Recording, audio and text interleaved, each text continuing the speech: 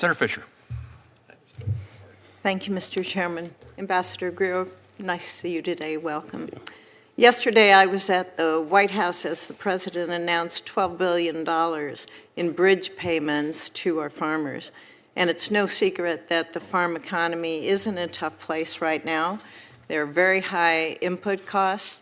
We're looking at, obviously, adverse weather conditions across much of farm country. So I am glad and thankful that the President did provide this assistance. However, ultimately, what Nebraska farmers want are markets to sell their products. And I know you're working on that, especially for our soybean farmers. The deal that you negotiated with China in November, it was very welcome news, and we have seen soybean prices increase since then.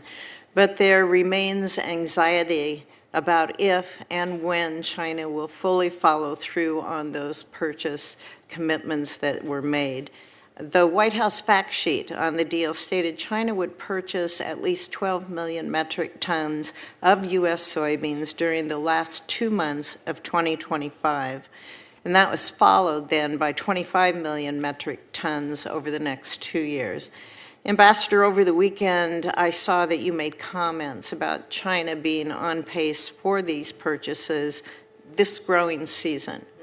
Can you walk me through how you are monitoring China's purchases and what is the timeline for the 12 million metric ton purchases?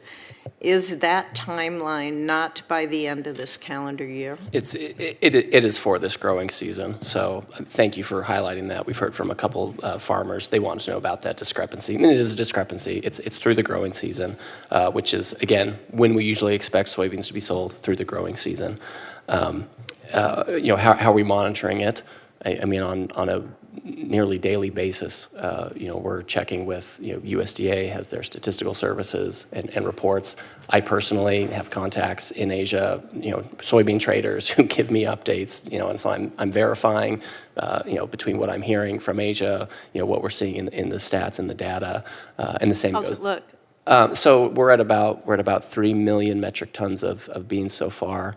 We think they're on track through the growing season to do this. We do want a large amount in the first couple of months. The president himself is engaged on this. He talks to President Xi and he raises this. I mean, this is an area where China should be buying from us. We have all kinds of areas where we want to manage trade with China. We worry about what we buy or what we sell to them, but ag is someplace where we should sell and they should buy. That should be the most robust part of our relationship. Okay. Thank you. I also want to discuss with you about the impact tariffs have had on some manufacturers that we have in the state of Nebraska. I strongly support the goals of strengthening manufacturing in our country, and while I know that tariffs have helped some industries, others have really suffered. Like many of my colleagues, I've heard from several manufacturers that have a long time, significant presence in Nebraska that they are being harmed by tariffs to the point of having to consider layoffs. And unfortunately, many have already done so. For many of these businesses, the challenge is the products that they are manufacturing are competing in a global environment. When they are having to pay an increased cost for materials and inputs, yet their competitors are not, they are at a really competitive disadvantage. For example, one manufacturer in Nebraska has competitors that manufacture in Canada. They don't pay the tariffs for similar materials, yet they can send their product duty-free into the United States under the USMCA. I know the intent of these tariffs is to support our domestic manufacturing. We all support that. We all want to see that continue to grow. And I'd like to ask if I can follow up with you and your team and walk through some of the challenges that are facing these specific businesses, and hopefully we can figure out some solutions and ensure that these tariffs are not having a number of unintended consequences. So I look forward to being able to have those conversations with you. Of course, Senator, we're happy to discuss it. Thank you. Thank you.